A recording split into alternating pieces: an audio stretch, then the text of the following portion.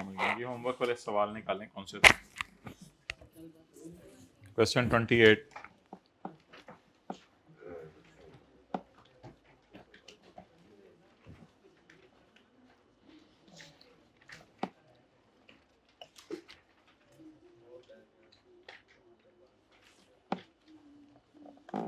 Page 599।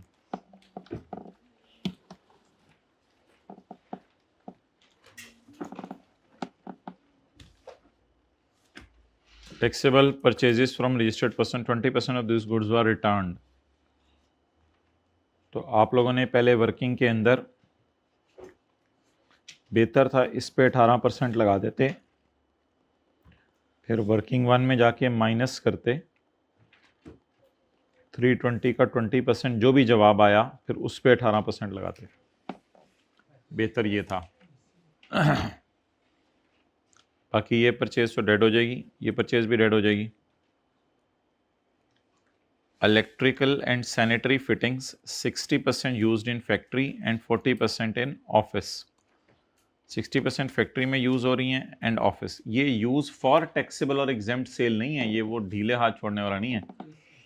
तो अब चाहे फैक्ट्री की बिल्डिंग हो चाहे ऑफिस की बिल्डिंग हो, कंस्ट्रक्शन मटेरियल फिक्स्ड एसेट होता है, ये प्लांट एंड मशीनरी और इलेक्ट्रॉनिक कैश रजिस्टर नहीं है।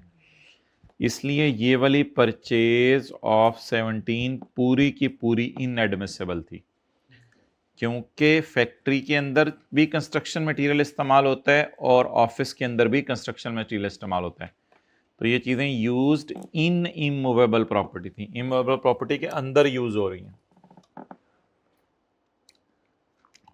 प्लांट एंड मशीनरी तो कोई साइंस नहीं थी। सेल में भी वो 10% सेल माइनस कर देनी थी। बिजली का बिल, मार्च 2022 में खुशकिस्मत लोगों के लिए सवाल आया था। बिजली का बिल फरवरी, कोई मसला नहीं, हमारे महीने का है, इंक्लूड सेल्स टैक्स, यानी इस पर 18% नहीं लगाना। पता नहीं आंखों की अलाइनमेंट इधर रखें जो क्लास चल रही है। बिजली का बिल में 1.36 इनपुट पड़ा है, 60% ऑफ बिजली फैक्ट्री में चली है और 40% बिजली ऑफिस में जली है। बेहतर है वैसे इसमें कि सिर्फ फैक्ट्री की बिल्डिंग का, ये कभी हमने कॉन्सेप्ट किया नहीं क्लास में डिस्कस, बेहतर है कि फैक्ट्री की बिल्डिंग की बिजली रिकॉर्ड कर लें, क्योंकि ऑफिस की बिल्डिंग की बाकी चीज़ें भी तो रिकॉर्ड करने की इजाज़त नहीं है।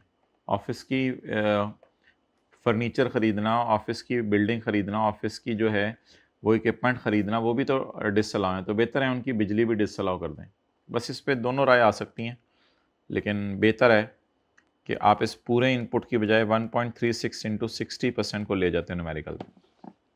बस ये एक छोटा सा पॉइंट था नया इस सवाल में, और कुछ भी नहीं था। अगला सवाल 26 जी। Goods worth rupees 2,25,000, net of special discount of 75। तो वर्किंग 3 में जो टैक्सेबल सेल है उसमें आपने सेल डाली हुई है, ऊपर से उठा के देखें 2750। इसमें 225 की चीज़ें हैं जो नेट ऑफ डिस्काउंट हैं। These goods were sold to associate, और स्पेशल डिस्काउंट इनवॉइस पे मेंशन नहीं हुआ। भाई हो भी जाता तब भी अलाउड नहीं था, तो सेल टू एसोसिएट हम रिकॉर्ड करेंगे 300 पे। गुड्स वर्थ रुपीज 1,20,000 वह sold to a customer in Multan. हमने पूरी पेमेंट ले ली है नवंबर में। ओ, तो इसका मतलब है कि ये सेल, ये सप्लाई है, लिखें नवंबर की। ओए, रूल है अर्लियर ऑफ कैश रिसीव्ड और व्हेन द गुड्स आर, इसको माइनस करना था यहां से, -120। सेल ऑफ नवंबर है ये, इसको डैश डाल देना था फिर नीचे। सही है? क्लियर?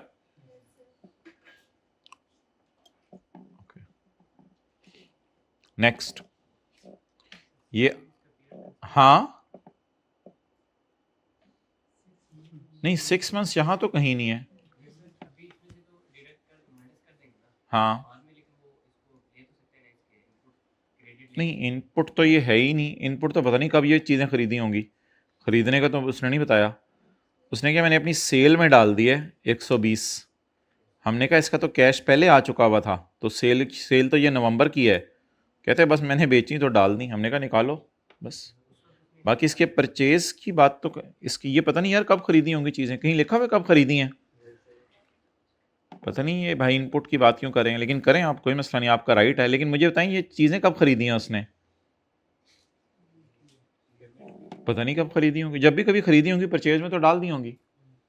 अब सेल की हर एडजस्टमेंट के साथ सोचना कि इसकी परचेज के साथ क्या हुआ है, ये तो पता नहीं हम किस साइड पर निकल जाएंगे। फिर इस सेल की परचेज के बारे में भी सोच लेते हैं, फिर जीपी परसेंटेज भी उसे देनी चाहिए ताकि परचेज की प्राइस भी मैं निकालूँ, तो बहुत लंबी बहस हो जाएगी। फिर हर सेल के साथ अगर परचेज की एडजस्टमेंट सोचेंगे तो फिर तो बात बड़ी अजीब सी हो जाएगी, यानी कि फिर ऐसे ऐसे सवाल हैं कि इन चारों की परचेज सोचनी पड़ेगी फिर, हालांकि हमने तो इन चारों की सेल सोची थी क्लास में, तो ये तो फिर नेवर एंडिंग स्टोरी है।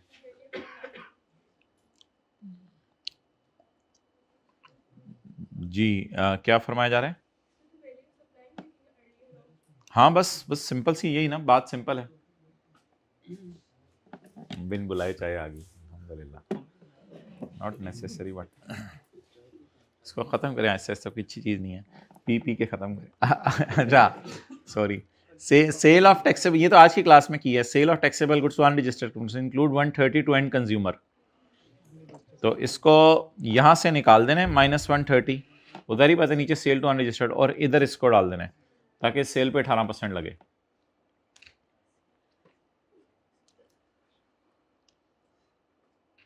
आगे सारी तो तीनों आसान है, इसमें कोई मसला नहीं। Taxable goods worth ₹1.5 lakh were used in business meeting held for promotion of HA's business। अच्छा यार हम manufacturing and sale of goods का काम कर रहे हैं, तो ये आज जो क्लास में सवाल नहीं किया, own manufactured equipment was used in business for testing purpose in lab, तो ये वही कॉन्सेप्ट है कि अब इसने लिखा नहीं हुआ लेकिन ये अपनी बनाई हुई चीजें होंगी, इस तरह नहीं आप कह सकते ये शायद खरीदी हुई चीजें होंगी, ये अपनी बनाई हुई चीजें होंगी। वो चीजें जो 1.5 लाख की थी वो अपने ही बिजनेस में यूज कर ली, तो इसलिए इसको सेल में डालेंगे, वर्किंग 3 में 150। सप्लाई की डेफिनेशन है ना, putting to business use, supply की डेफिनेशन में जाके पढ़ लीजिएगा, पुटिंग टू बिजनेस यूज, अपनी बनाई हुई चीजें अपने ही बिजनेस में यूज कर लें।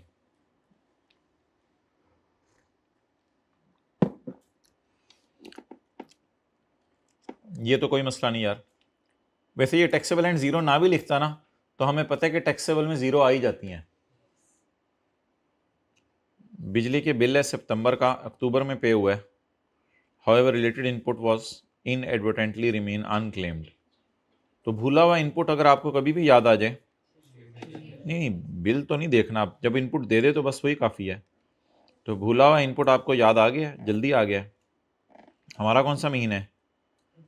फरवरी, और बिल किस महीने का है? अक्टूबर में कर लो, नवंबर में कर लो, दिसंबर में कर लो, जनवरी में कर लो, फरवरी में कर लो। वैसे सितंबर को देखना था, अक्टूबर तो कंफ्यूजिंग था, सितंबर को देखना था जिस महीने का बिल है। ये वो आज की क्लास की एडजस्टमेंट जिसे मैंने होमवर्क में लिखा था, इग्नोर करना है। ऑडिटर्स ने कहा कि आधा स्टॉक ख़राब हो जाएगा, भाई जब ख़राब होकर बिकेगा तब सेल में डाल देंगे, फिलहाल तो आपका शक क्या ना ख़राब हुआ है, शक क्या ख़राब हुआ है, हो सकता है कल आपको कोई दीवाना आके हम महंगा लेके चला जाए। कई दफ़ा लोगों को चाहिए गली छड़ी चीज़ें होती हैं एक्सपायर हुई हुई, उनके बिजनेस के लिए वो बड़ी काम की होती हैं। अच्छा जी अगला कौन सा सवाल था? फारक सवाल डाल रहा है ये। अच्छा, this question contains a worst adjustment, इस क्वेश्चन के अंदर एक वर्स्ट एडजस्टमेंट है। असल में ना बच्चों ने इसको एक अलग मशीन समझा होगा, हालांकि 25 लाख और 15 लाख ये इसका ब्रेकअप है। लेकिन इस तरह उसे पूछनी नहीं चाहिए थी एडजस्टमेंट। अगर इस तरह पूछनी थी ना तो उसे लिखना चाहिए था फिक्स्ड एसेट इंक्लूड। अब इधर उसने थोड़ा सा इंडिकेशन दी है मशीन्स, फिर 2 मशीन्स ए एंड बी, और ऊपर से कॉस्ट भी मिल रही है। तो कितने लोगों ने इस 25 लाख को नीचे वाला 15 और 10 ही समझा था? कितने लोगों ने इस 25 लाख को अलग वर्किंग में डाला था और 15 और 10 लाख को अलग ट्रीट किया था? क्या करें, इसका कोई हल नहीं है। भोंगी सी मारी थी उसने। नहीं, अब क्या, कुछ नहीं यार, ऐसा हो जाता है कभी एग्जामिनर से। अब क्या करें इसको, कोई ऐसा मसला नहीं। नंबर तो फिर पता नहीं अब काटे नहीं काटे, मैं क्या करूं। इसीलिए कहते हैं पूरी तैयारी करके जाएं, ताकि 90 से 95 नंबर तो हमारे आ जाएं। बाकी ये 3-4 नंबर आपके कट जाएंगे इसमें से, बाकी 90-95 आ जाएंगे इंशाल्लाह। नीचे नोट दे देते तो फिर ठीक है कि ये ऊपर वाला मशीन अलग है, नीचे वाला मशीन अलग है, ये फिर नोट दे देते तो ये फिर ठीक है।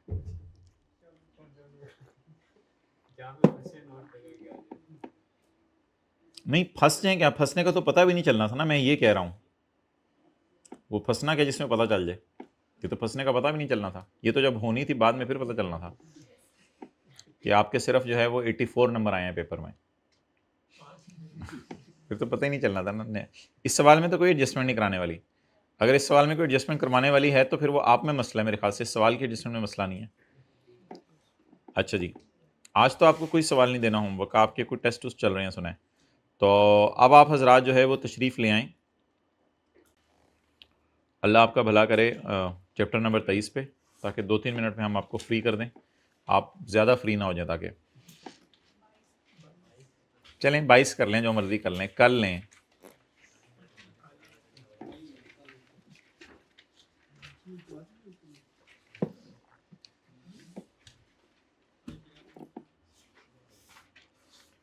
इन the light of sales tax act 1990, एक ये लाइट नहीं साढ़े को बल रही है ताई। Identify the situation under which Inland Revenue may recover the sales tax from a person without issuing him a show cause notice. Also state the procedure for recovery. Short paid amount recoverable without notice. Section कौन सा था? 11A.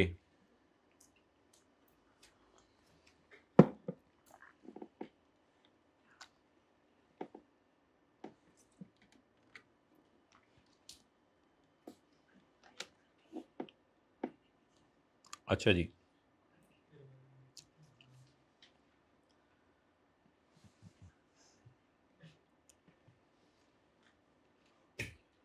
इसको तो टिक कर लेना। Temporary registration ये तो हो गया हुआ है 46 का भी। ये तो जी my dear, concept of provisional and final adjustment in relation to apportionment of input, ऐदरा कर दो जो आज पढ़ा है। पेज नंबर 540, इसमें रूल नंबर 25 का सिर्फ 4th पॉइंट लिख के आना है। 4 है, कौन सा है आखिरी वाला? 4 है। 25 का 4 जरा पढ़े कोई जाके, पेज नंबर 545 पे। Monthly adjustment of input tax shall be treated as provisional. ठीक है, प्रोविजनल भी आपने एक्सप्लेन कर दिया, आगे पढ़ें। And at the end of financial year registered person shall make a final adjustment. तो बस इन नंबर भी देखें, 2 नंबर सवाल, सॉरी 2 नंबर का सवाल है।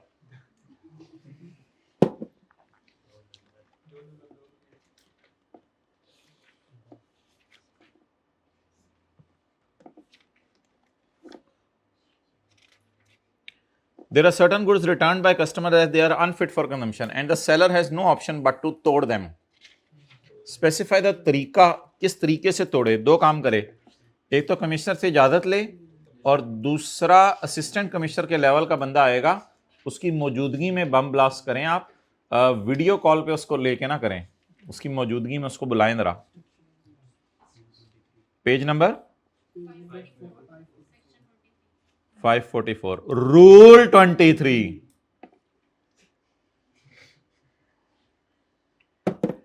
कोई नहीं भाई, मेरी क्लास में मेरी मर्जी, मैं क्या करूँ। क्वेश्चन 40 चाटी जान ले लो फिर।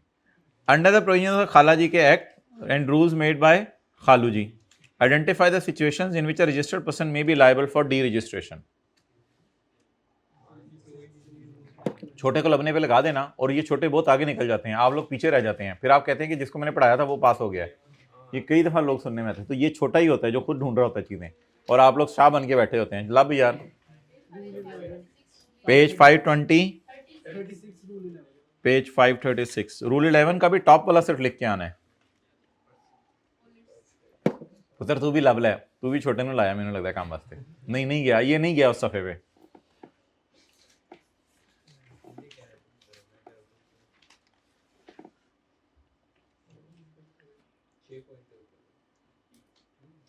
ये तो किसी और क्लास में हो गया था। अच्छा, ये मुझे कल की क्लास में याद कराइएगा, क्वेश्चन 37 करेंगे।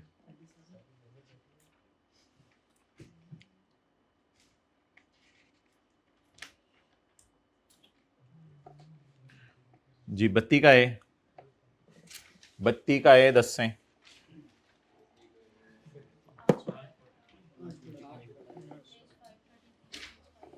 अच्छा, मुझे ये बताएं कि इसमें रेजिडुअल इनपुट कितना था? 20 रुपए था।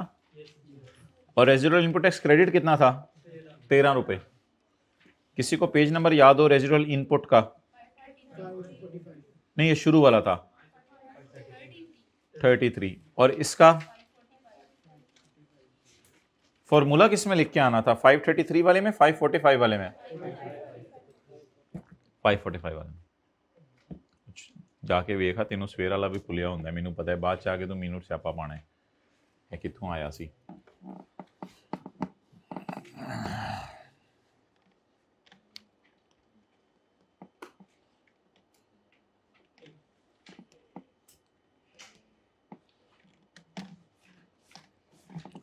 Rules relating to change in particulars of registration other than change of business category. पहले तो ये बताए ना, पहले अदर देन को छोड़ें। Rules relating to change in particulars of registration,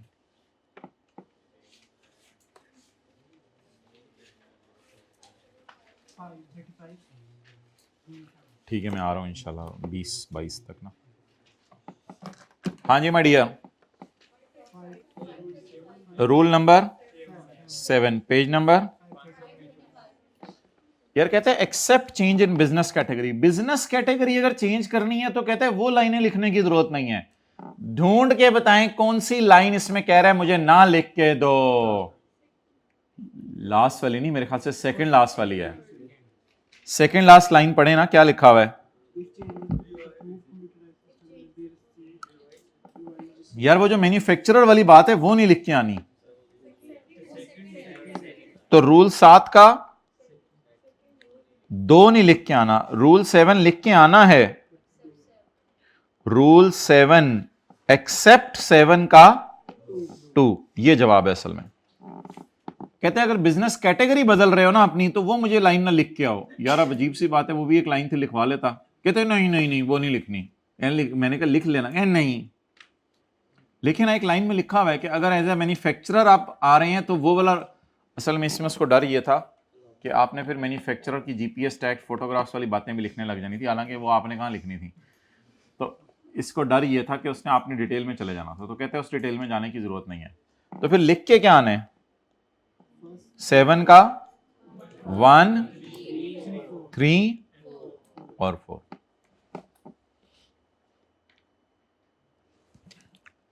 अच्छा, 29 का D, concept of provisional and final adjustment. ये बार बार आ रहा है। हाँ, कौन सा था? ये तो पता है आपको, क्वेश्चन 29 का डी।